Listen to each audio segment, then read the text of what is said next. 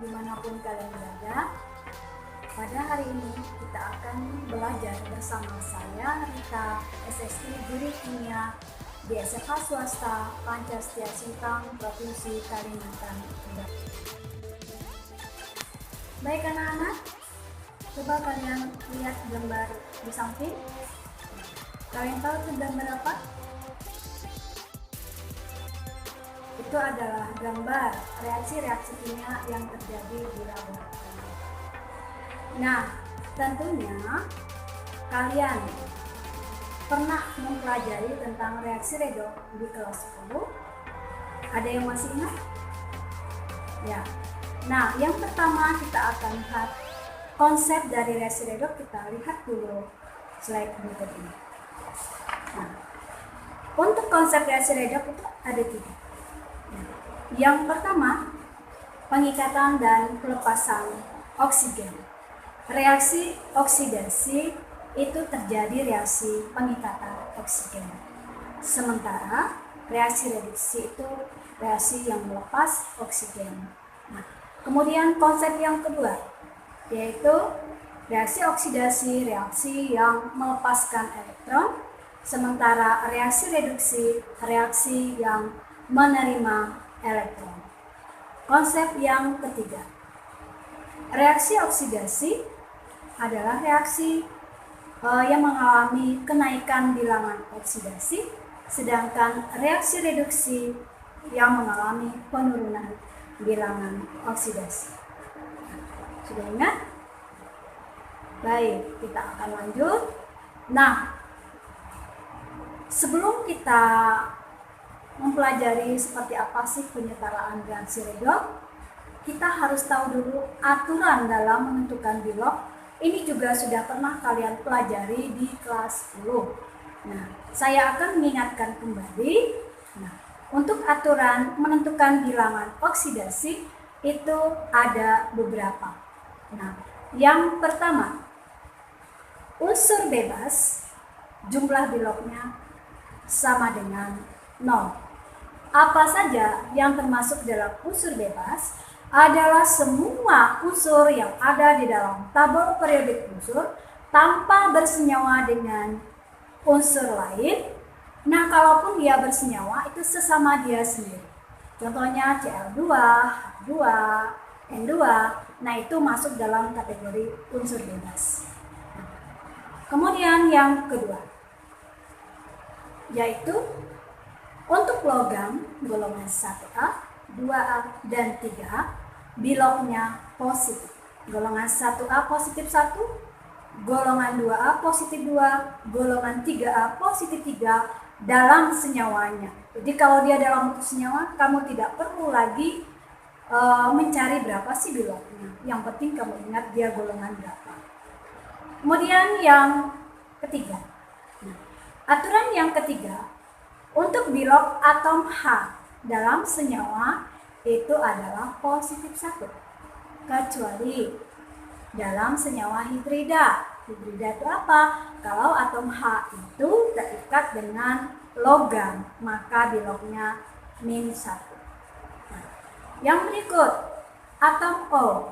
Atom O dalam senyawa biloknya itu -2. Nah, tapi ada pengecualian. Pengecualiannya dalam peroksida itu -1, dalam superoksida itu -1, dan dalam OF2 positif 2. Itu aturan yang harus kamu ingat ya. Nah, aturan yang jumlah total bilok atau dalam suatu senyawa, jumlah total biloknya itu dalam suatu senyawa netral itu adalah 0. Nah, yang terakhir, kalau tadi senyawa netral, nah yang ini senyawa ion. Nah, kalau dalam senyawa ion itu sama dengan muatannya. Nah, kalau dia muatan -1, maka jumlah totalnya -1. Kalau dia -2, jumlah totalnya -2. Kalau dia positif 1, maka jumlah total biloknya positif 1. Kita lihat seperti apa sih contohnya diberikan 2 contoh untuk kalian. Nah, kita akan lihat menentukan bilok atom S dalam H2SO4. Jumlah total biloknya sama dengan 0, di mana 2 kali bilok atom H tambah 1 kali bilok atom S sama 4 kali bilok atom O. 2 kali 1 tambah 1 kali bilok atom S tambah 4 kali min 2 sama dengan 0. Jadi bilok atom S-nya itu positif 6.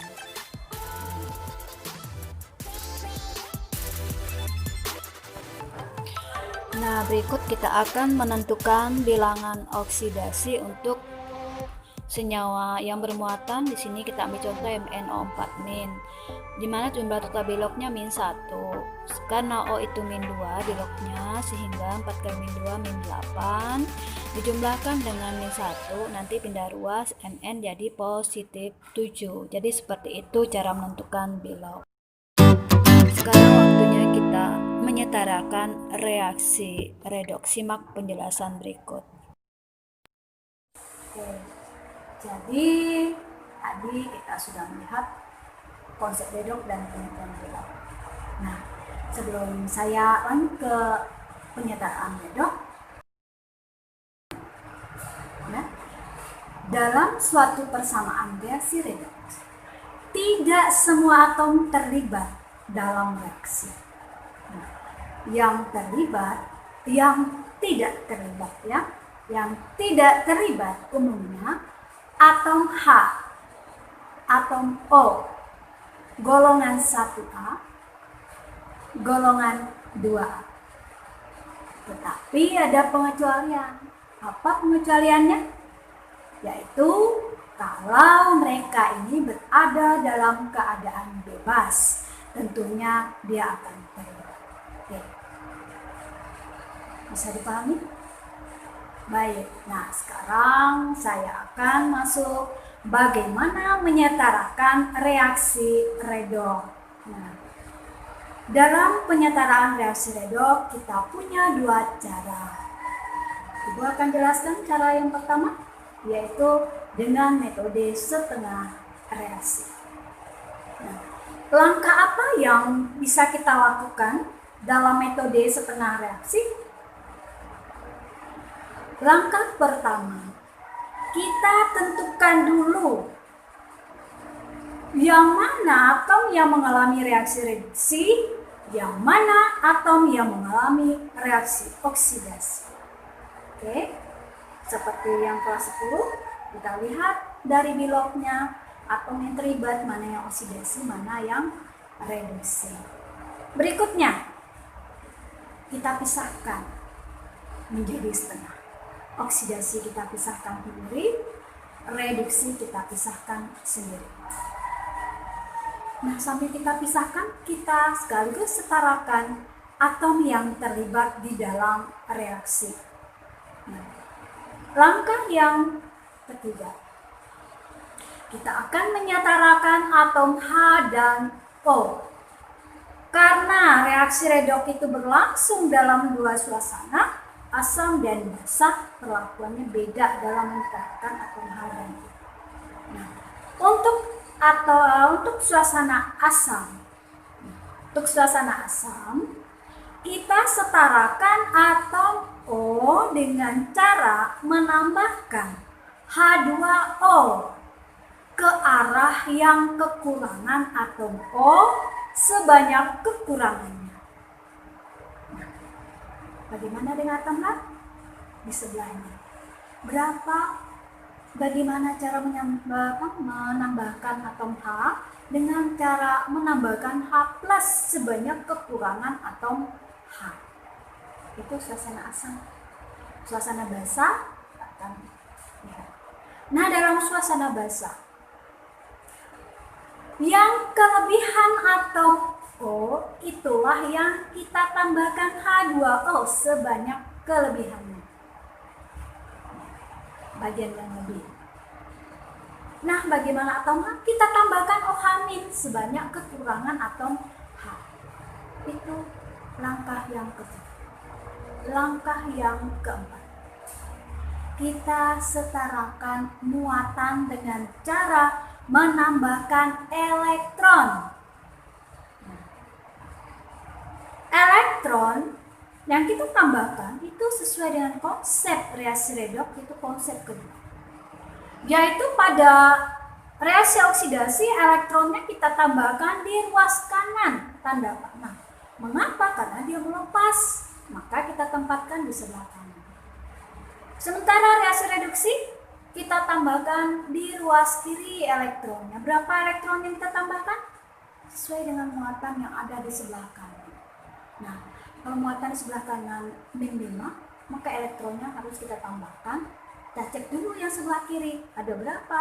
Misalkan udah ada min 2, berarti kurang 3. Maka 3 elektron lah yang kita tambahkan.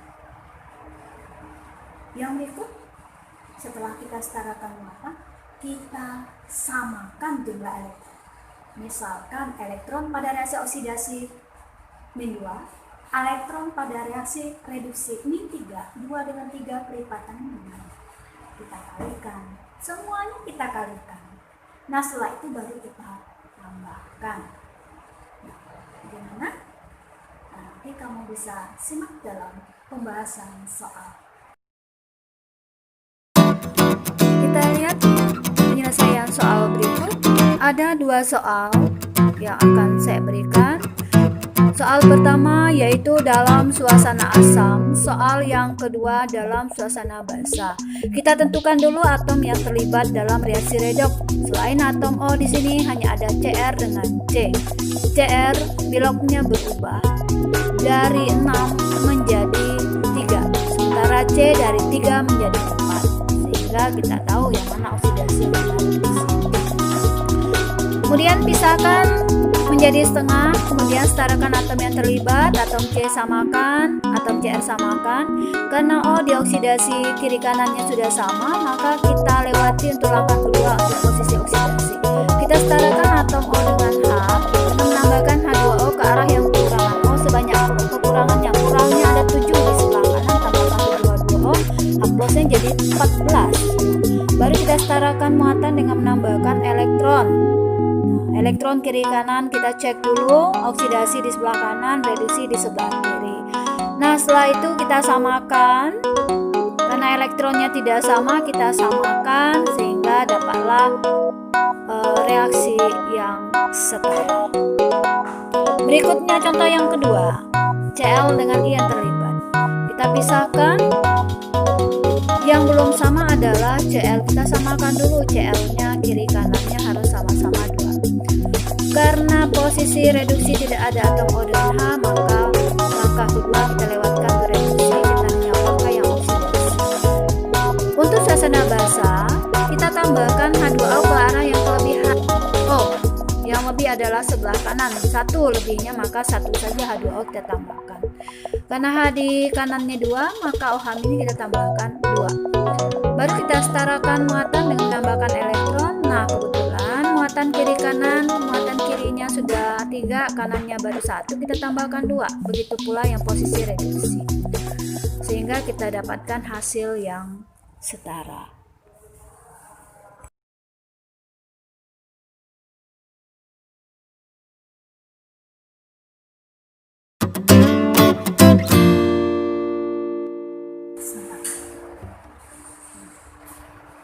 Anak-anak, sebelumnya kita sudah mempelajari penyetaraan reaksi redoks dengan metode setengah reaksi. Nah, yang kedua lebih simpel. Kalau langsung ketemu soalnya itu lebih gampang, lebih cepat. Nah, penasaran? Yuk kita simak. Ada beberapa aturan yang harus kita perhatikan dalam menentukan penyetaraan redoks menggunakan metode kedua, yaitu metode perubahan bilangan oksidasi. Langkah pertama sama seperti tadi, kita tentukan dulu atom yang terlibat reaksi oksidasi dan yang terlibat dalam reaksi reduksi. Setelah kita tentukan, kita cek dulu atomnya sudah sama belum. Kalau belum, maka kita lakukan langkah kedua. Kita samakan dulu atom yang terlibat. Nah, Pada saat kamu sudah menyamakan atom yang terlibat, maka bilognya otomatis kamu juga kalikan dengan jumlah koefisien yang kamu masukkan di situ. Nah, setelah itu baru kita lihat berapa sih kenaikan bilangan oksidasinya dan berapa sih penurunan bilangan oksidasinya. Turunnya berapa, naiknya berapa. Saya contohkan, kalau turunnya 3, naiknya 5. Nah, 3 dengan 5 itu kelipatannya gimana? Jadi yang 5 kali 3, yang 3 kali 5. Pengalinya ini harus kamu kalikan ke koefisiennya, koefisien yang terlibat. Nah, selesai bagian ini.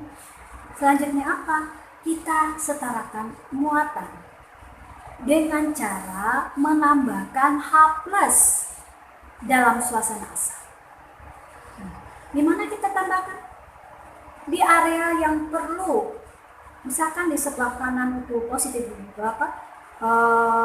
Positif 5, di sebelah kirinya positif 2. Tentunya yang kurang adalah sebelah kiri.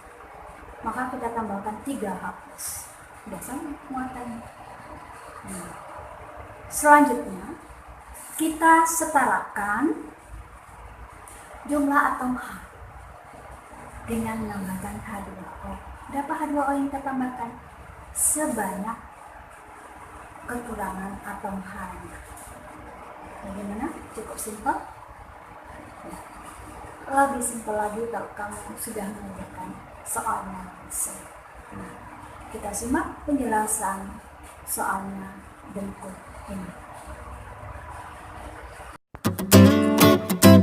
Kita akan lihat contoh soal untuk metode kedua. Soal yang sama dengan yang tadi. Nah, kita akan lihat soal pertama. Langkah pertama sama, kita tentukan dulu atom yang terlibat dalam reaksi redoks. Tadi adalah Cr dengan C.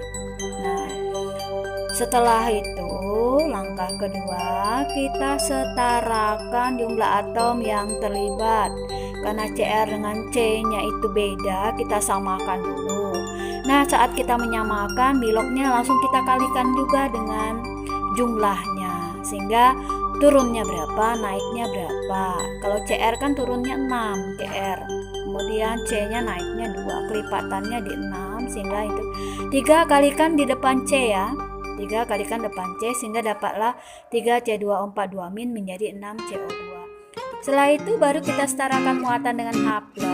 Karena muatan di sebelah kirinya masih kurang, maka kita tambahkan H+ di sebelah kiri. Karena muatan di sebelah kanan sudah ada positif 6, sementara di sebelah kiri itu negatif 8, maka harus tambahkan 14H+ sehingga muatannya setara. Sementara di sebelah kanannya kita tambahkan 7H2O. Selesai soal yang kedua. Nah, Cl ini kita samakan. Cl turun 2, I naik 2, kan udah sama, jadi tinggal kita setarakan muatan. Karena di sini yang kurang di sebelah kiri, suasana basah itu tambahkan OH- ya. Nah, sebelah kiri kita tambah sehingga sudah setara. Jadi seperti itulah penyelesaian soal.